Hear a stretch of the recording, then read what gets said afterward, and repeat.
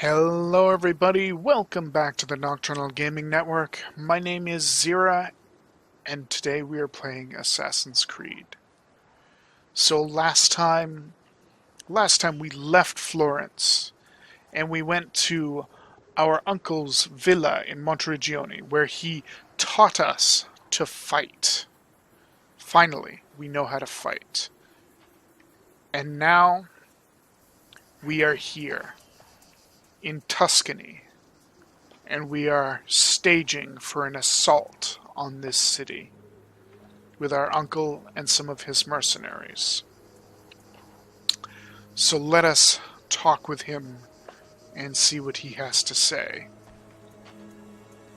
Ezio, what are you doing here? Taking responsibility. Vieri troubles you because of me. Vieri troubles us because he's a Templar, and we are assassins. Either way, I wish to help. Va bene. Then listen close. First, we must find a way inside the city, though it seems Vieri expects us. He has sealed the gates and sent his men to guard them. Fortunately for us, the city is larger than his host. The southern gate suffers for it, so this is where we'll strike. Pronti? So help Mario and his men assassinate Vieri De Pazzi.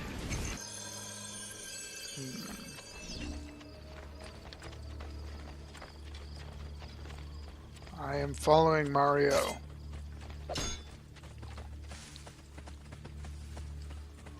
Of course, we strike at night. The best tactic possible. Possibly. All right, Ezio. Here's how it is going to work. My men and I will distract the guards. Once we have engaged them, get yourself over the wall and find a way to open the gate. Take these throwing knives. Use them to dispatch the archers. I'm ready when you are. Then let us begin. All right. So, throwing knives. How do I use them? Okay. There's one.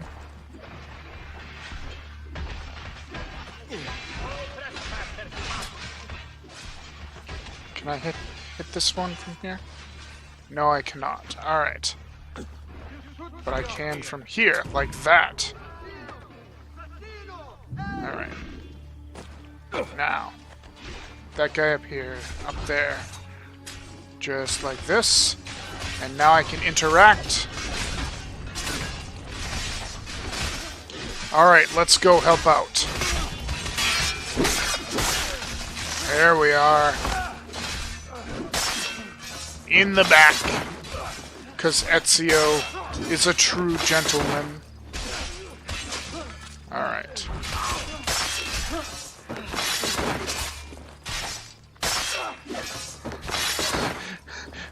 Ezio just shanked every single one of those guys. Alright, let's go, Done, Mario. Ezio. We are in. This way, man. I don't want to follow I want Mario. you to distract those guards and keep them from raising the alarm. Hopefully it will buy me enough time to find and silence Vieri. Va bene. Wait, Nipote. Take a few of my men with you, just to be safe. Come join me once they're dealt with. What's Vieri up to now? Alright, let us go, guys. So you die! Using my knife to dispatch these guards.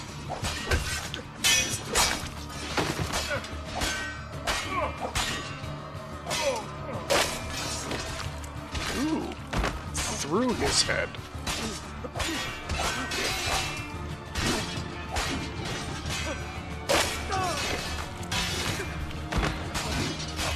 Ezio, you are savage.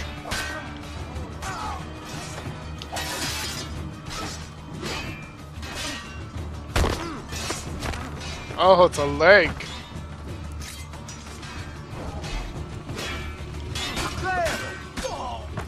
Alright. What do we got? We got one more.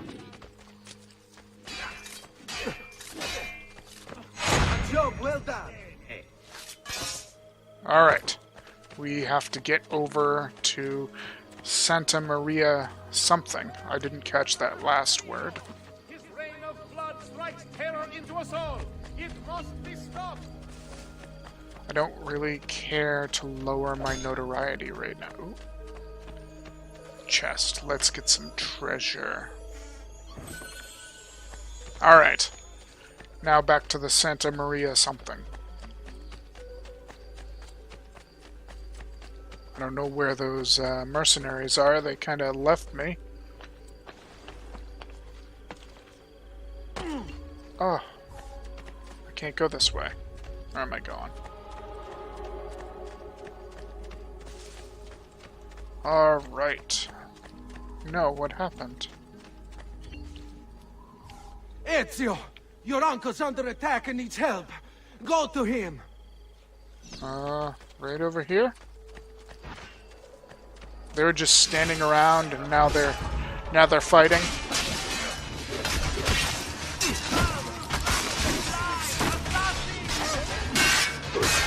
There we go. Ah, Nico, there you are. It seems my plan is something of a snag. Vieri's men ambushed us, and now we've got our hands full. My brothers and I will deal with these guards. I want you to go on ahead and root out that snake. See that justice is served.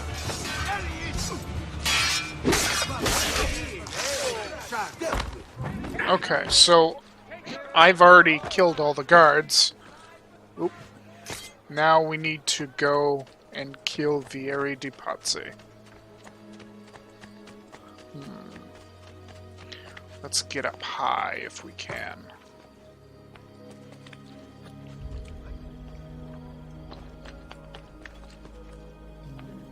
Where is Vieri? Oh, where are you, Vieri? I just want to chat. Maybe.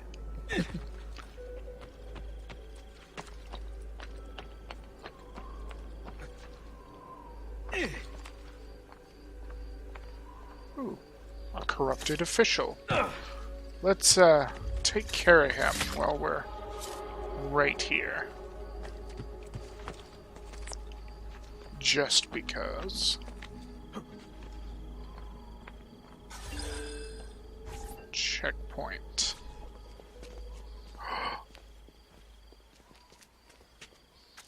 It's settled.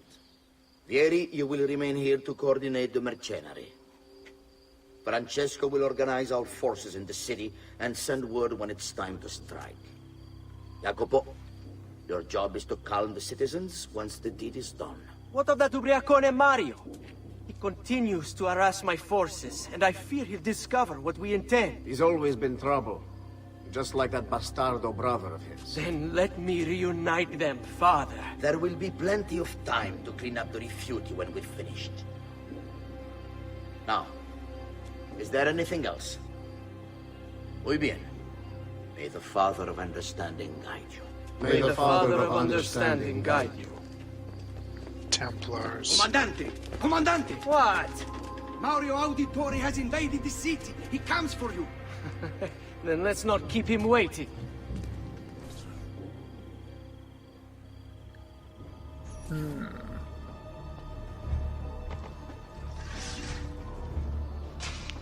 So my goal is to assassinate Vieri. Let us go, then. Receive your mind, assassin!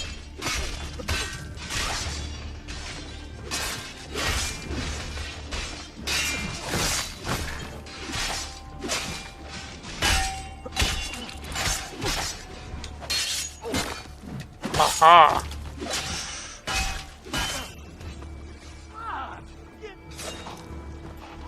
That's a neat new skill.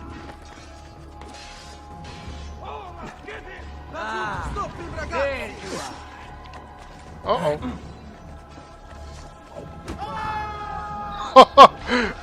He just pushed his own man off. The archers up ahead. Come on, attack me. I know you want to.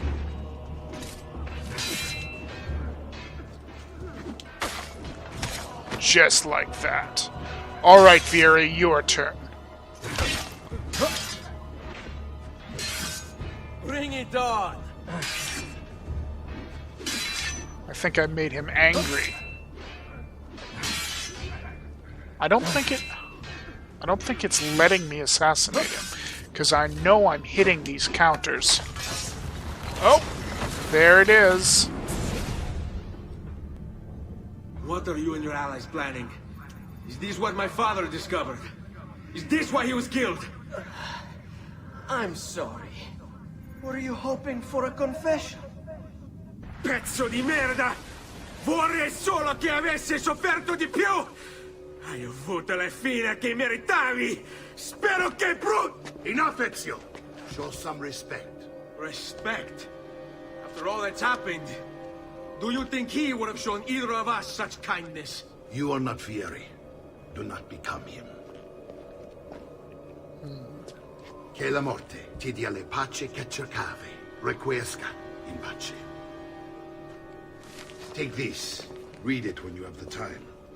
Our work here is finished. Let us return to the villa.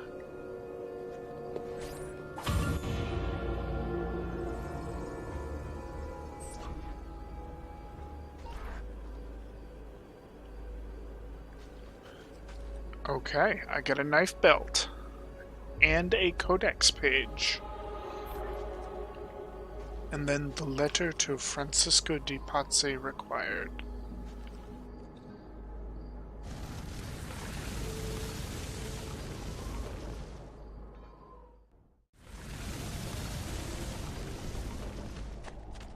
Don't be shy. I only aim here. Okay, so we are back in the villa. Sure, I have just And we must make our way up to Mario.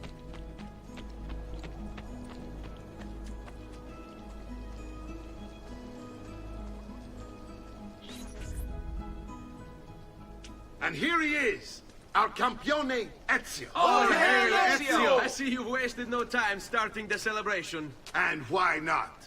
You've done us a great service, Nipote. With Vieri dead, La Toscana will grow quiet once more. Do you know what that means?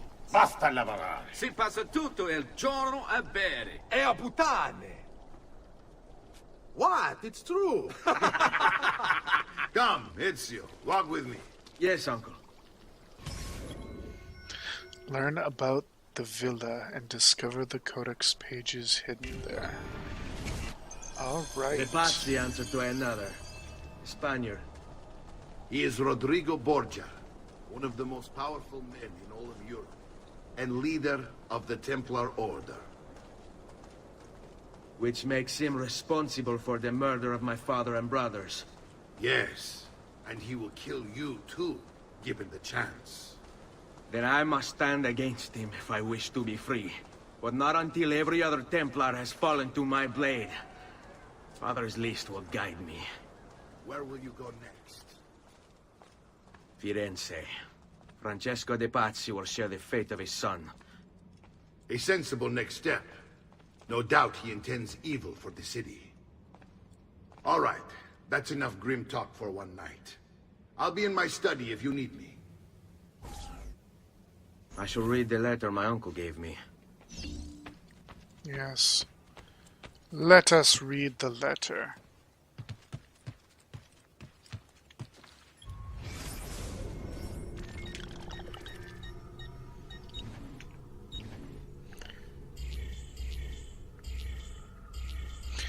Well, we're at it. Let's read about the Mercenaries, Vieri and San Gimignano. So mercenaries were highly mobile in Renaissance Italy, moving from contract to contract. Professional captains called condottieri, usually paid for by cities, recruited men for a fixed amount of time. Many of the for-hire soldiers who served in Italy weren't even Italian, coming from places like Germany, Switzerland, and Hungary.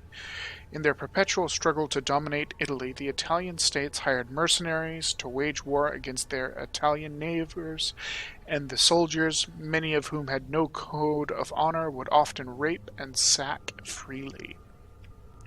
When the When the state that was bankrolling them ran out of money, the soldiers would disband, frequently to be hired to destroy the very city they had just fought to defend.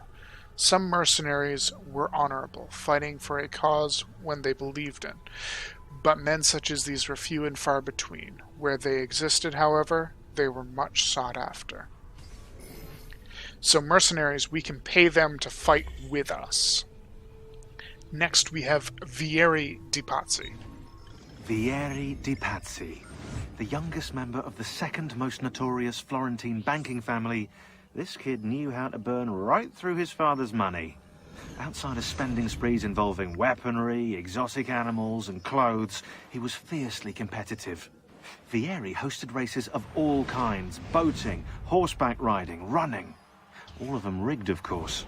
And get this, if through some amazing stroke of luck he ever lost, he'd invite the winner's entire family over for a victory dinner and serve them a meal to die for. Interesting. Oh, I don't want to read that letter yet. So, next we have San Gimignano, named after Saint Gimignanius, who supposedly conjured up a defense fog to save the city Moderna from Attila the Hun. San Gimignano was founded in the 3rd century.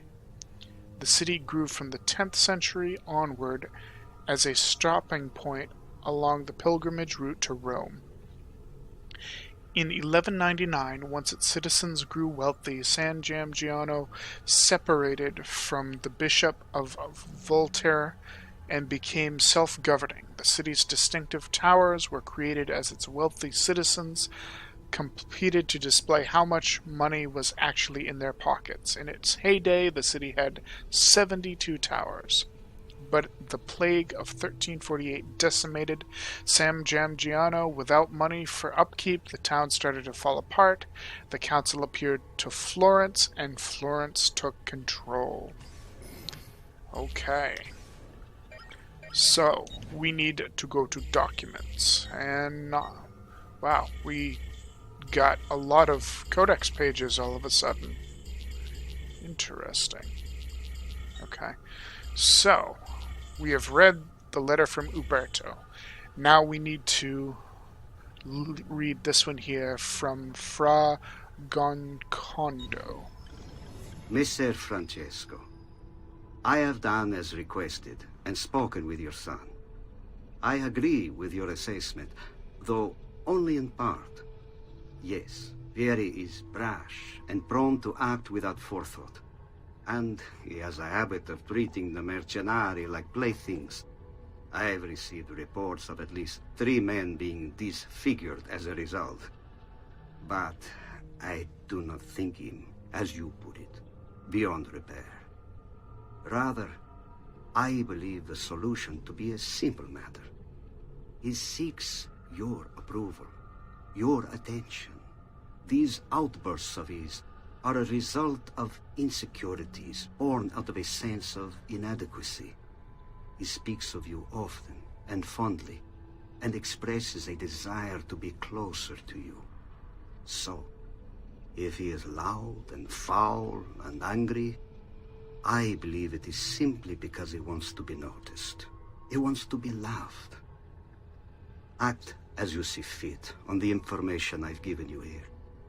But I must ask that we end this correspondence. Were he to discover the nature of our conversations, I fear what might become of me. Yours in confidence, Fra Giocondo.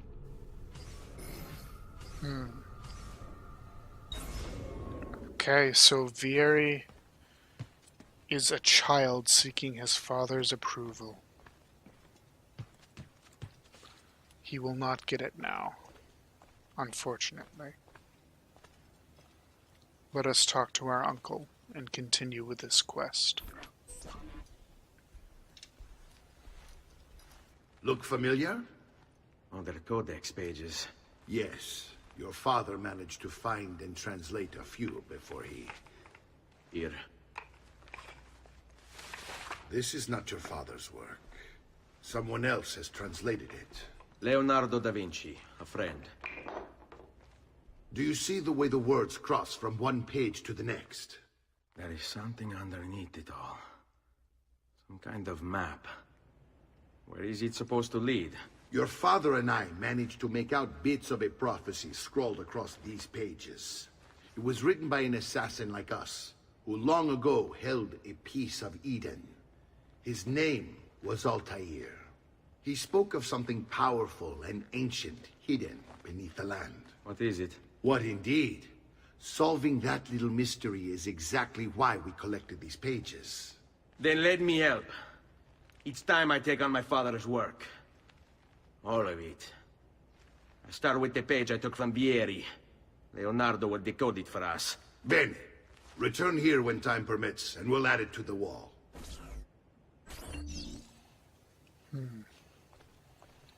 Wait a second. I have already been to the villa's viewpoint.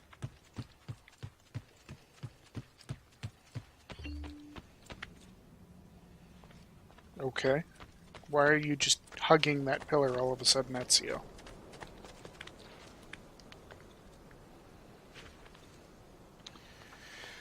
Oh boy. So we need to go back to this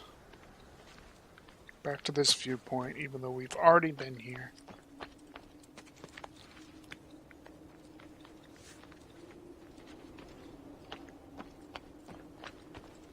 Alright.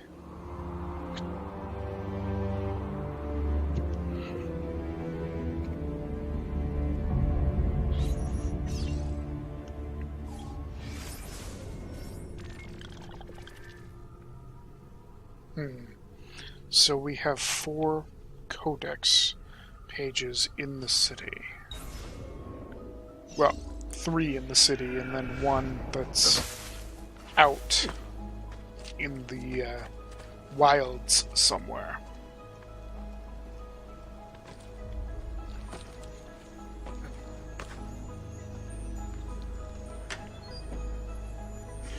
Rather interesting that these are just sitting here the whole time, under Mario's nose.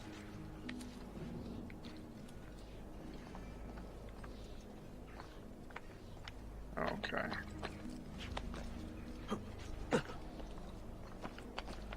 Where is this one? Right here. Okay.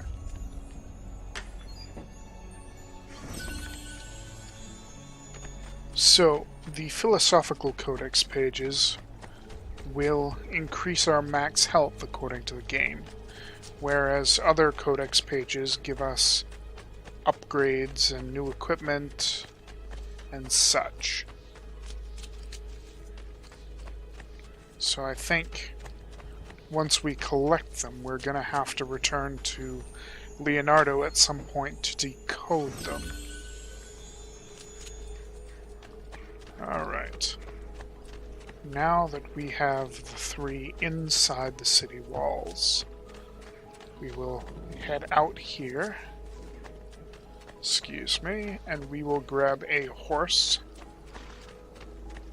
And we will go and collect this one over here.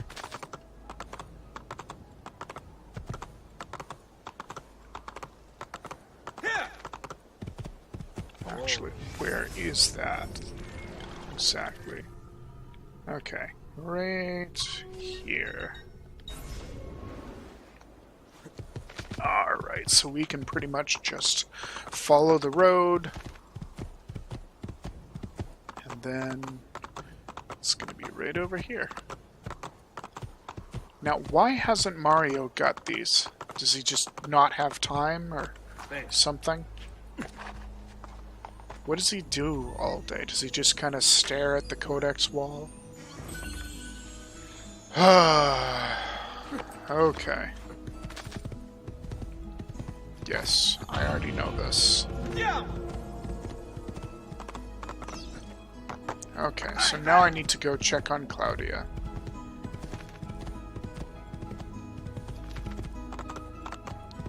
Oh, and I synced sequence 3. That's wonderful. Can I ride my horse in the city? No. It will not let me. How unfortunate.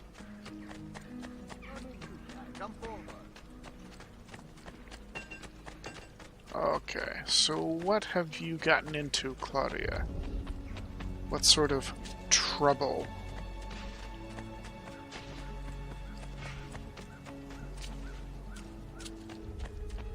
Where are you? Right over here? Yes. Aha! What is this? Salute, Claudia. Our uncle is un mostro. This is outrageous. What's happened? He's making me work. If Father was here, I'd never be stuck behind a desk like this. And what are the terms of this supposed enslavement? Since someone decided we're going to stay here, Zio Mario suggested we try and find the money to repair the villa. Problem is, there isn't any. I bet I can bring in some money. Oh, great. More work for me. Well, benissimo. If you start paying for improvements to the town, I'll keep track of them in this book.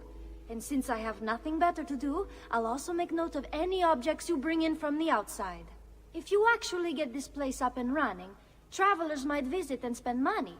Although I doubt anyone will want to come this far out of the city. But if they do, I'll keep the money we make in this chest. You're going to have to show up to take it to the bank yourself. Because when it gets full, I'm just going to take the extra cash for myself. Capito? Deal. Okay. Huh. So I can collect money. So what is this? So summary. So my shop's value is 1250 florins. Collection is 1800 florins, and equipment is 525 florins. So that gives me a grand total of 195 florins every 20 minutes. Okay. So this is just breaking down the different pieces here.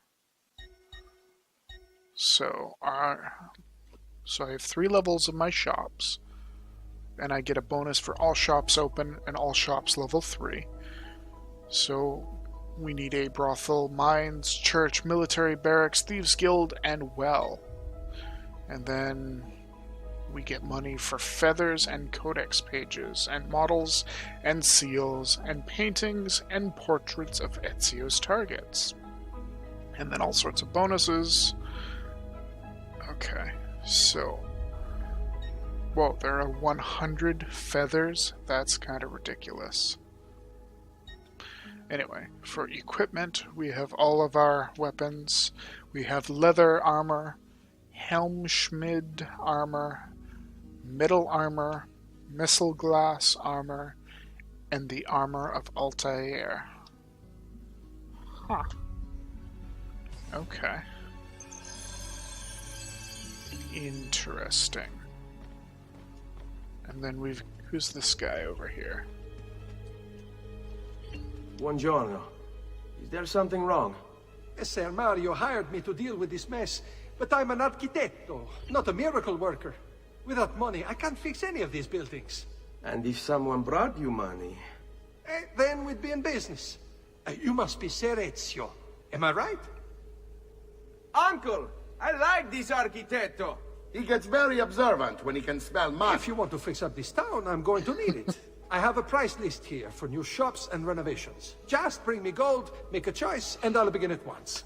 If I build you a shop, you, as the landlord, can purchase goods there at lower rates. If you invest more money in the shop, you get an even greater discount. As for renovations, well, you'll be bringing the town and villa back to life. As Ser Mario tells me, that was very important to your great-great-grandfather. Plus, when you buy shops and renovations, you'll be increasing the number of people who visit, causing your income to increase. So, let's take a look, shall we? Alright, so what can I buy? I can get an art merchant, a bank. So banks greatly increase the city's value. This merchant sells paintings. Renovating this shop will increase the city's value. Okay, so this shop sells weapons, armor parts, and ammunitions. Yeah, we know all that. Renovating the brothel will increase the city's value. Of course it will. Reopening the mines will increase the city's value. So it just pretty much says that everything will increase the city's value. And that's it. Alright, so where's the bank? Banks greatly increase the city's value, so we will do the bank right now. And then the tailor, because I feel like tailors will be useful for getting upgraded pouches and stuff in the near future. Alright. It looks like the only thing I can afford right now is the art merchant. Buon viaggio! Alright, so I have done some renovations. Let's check the book again. Salute, Claudia. You here to look at the book? Ah, so we increased from 195 florins every 20 minutes to nearly 1,000 florins every 20 minutes for 3,500 florins invested. So we will be making money fairly quickly from this. Huh. A presto, Ezio. All right. Speak with Mario in his office. And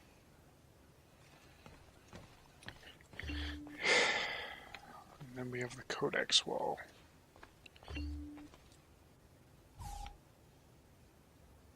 Can I put my codex things on there? Oh. Okay. Well, I put some on there.